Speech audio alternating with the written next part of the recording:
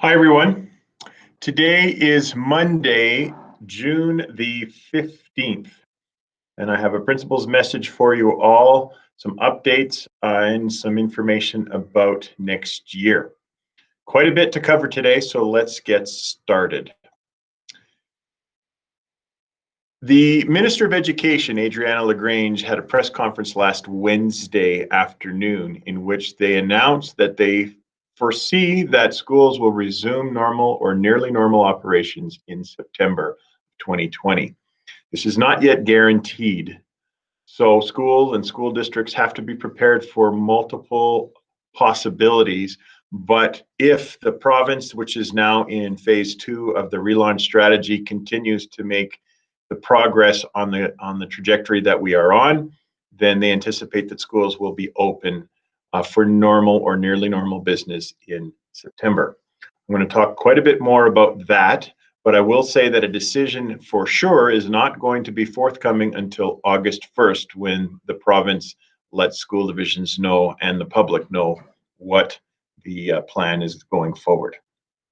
So it's really important as Albertans, we all take care of our children and ourselves and maintain social distancing and ensure that we are being very disciplined around all of those practices to ensure that the province continues to move forward in that regard.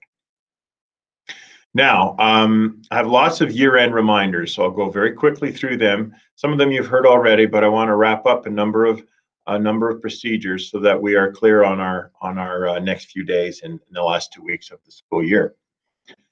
All of our teachers are completing progress reports this week. So any assignments, projects, or anything that would count as evidence of learning by students must be submitted to their teachers by this Wednesday in order for it to be considered as part of the progress report. As we have said in the past, the progress reports will be strictly digital this year, which means every parent will receive an email from the school, one for each child you have enrolled at the school, and the attachment will include your child's progress report for this year, for term 3. Now, they will look different than they did in term 2, and they'll look different than they've ever looked before because of some of the information that will be not contained in the progress report this year. All progress reports will be without a work habits assessment for term 3.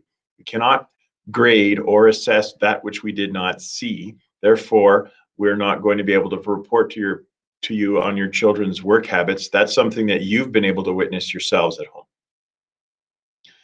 Subjects that were not taught since the closure of face-to-face schools will simply have a comment that speaks to that and basically advises you that the mark from term 2 carried forward into term 3 and that there was no instruction in this subject during term 3.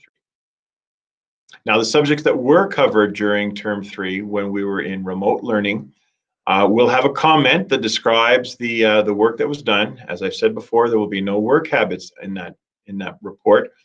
And then the achievement score will reflect all the evidence that the teacher has gathered. We anticipate that some, but very few students will see their marks go up from term 2 to term 3. Given the challenges of gathering evidence and producing quality evidence under the circumstances of remote learning, our expectation is that many of the students' marks and grades and achievement scores will be identical to what they were in term 2, but the comment will be updated, and the most important information for parents on the report 3, our term 3 progress report, will be the comments. Now, the big strategy and procedure for the last week of school will be the return of all the materials to the school. We have a schedule that has been posted in the most recent Newman News. It involves us having about 20 to 25 families come in every hour on the hour, beginning at 9 a.m. each day, lasting until 3 p.m. each day. We are going to begin with our grade 9 students, and we're going to keep families together, which means when your family's letter comes up, everybody in the family comes together and brings all of their materials at once, so families only have to make one trip to the school. We're starting with the grade 9s because some of them may have materials at home. We may need to double check and backtrack and follow through, and we need as many days left in the week to do that as possible. So the grade 9s are going to be done right out of the gate, and of course all of their siblings in the school will come with them. And once the grade 9s are finished, we'll move on to the other families in alphabetical order. The last routine that is going to happen is that there will be some final activities for the last week and a bit of school for students to engage in. They will not be graded. They're simply for educational enjoyment and engagement. And they're posted on the various online platforms that the teachers have been using for the last 3 months. And the last thing is that teachers will be contacting each of their students by phone. That would be each of the homeroom teachers would be contacting their students by phone. And the purpose of that phone call is just to connect with the students one last time before the end of the year to wish them well and a happy and safe summer.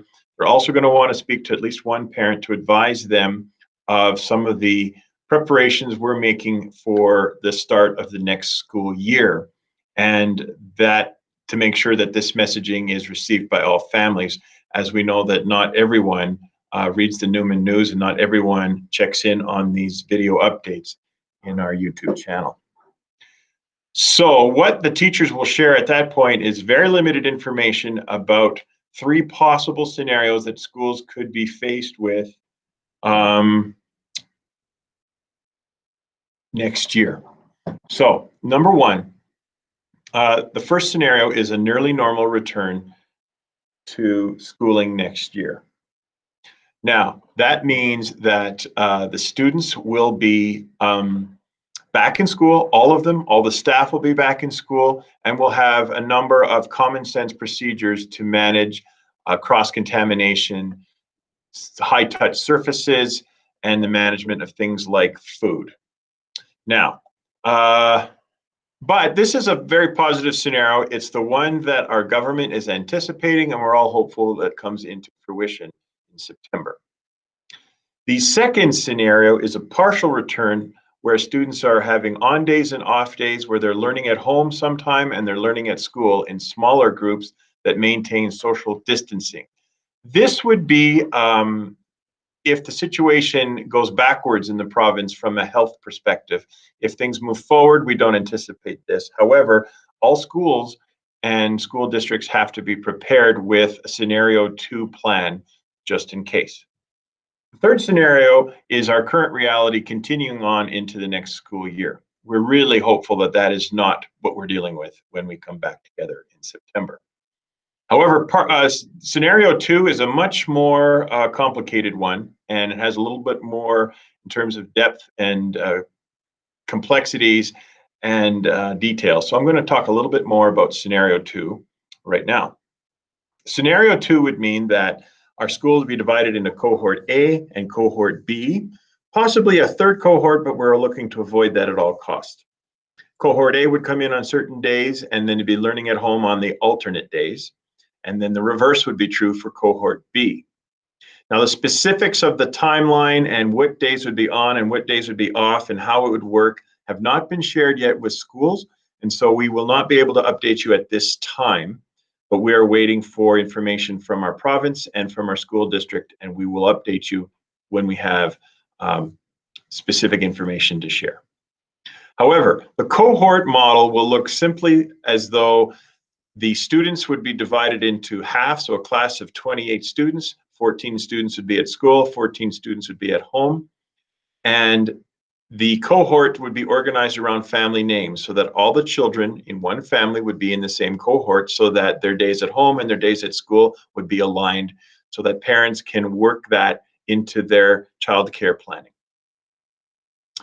Now, that means that the class changes that sometimes happen in September will not be entertained until we move through potential scenario 2 into a solid scenario 1 existence. And so that's something that needs to be thought of and considered by all families. The other tricky part of this plan that will apply to parents and students is the management of students in and out of the school in the morning, in the afternoon, within the school, during the day, and when there's food involved.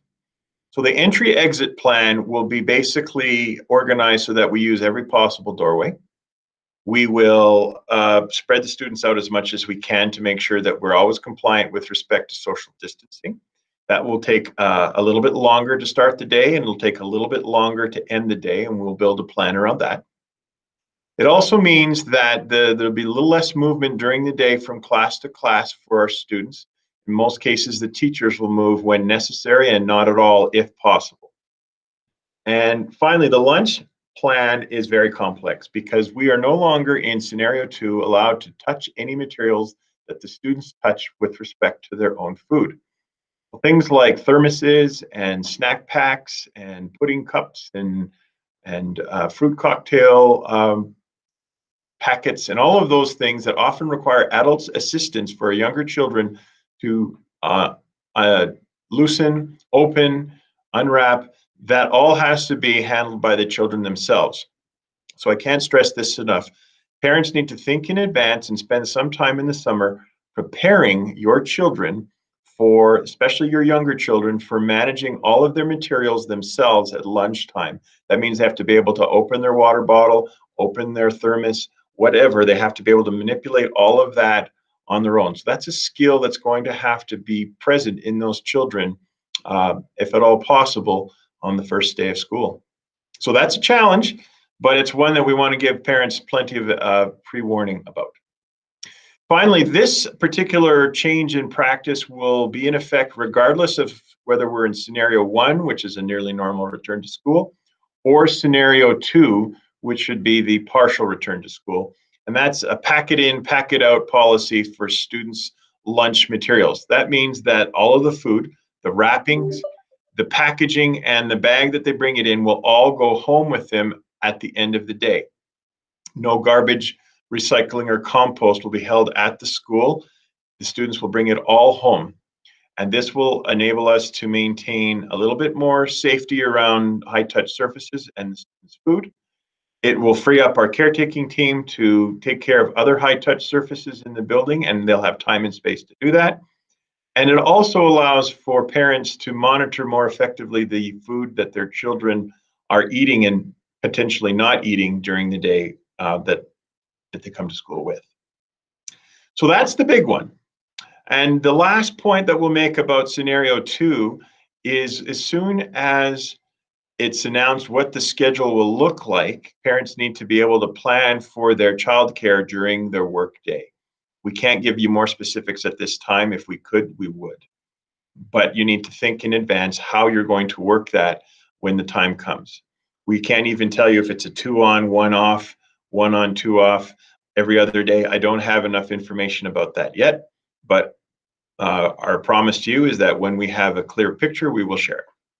So those are all of our messages for today. It's possible I may have one last opportunity to do a video message before the end of the year, but if not, a best safe summer to everyone. And thank you all for your cooperation and support during these last 3 months.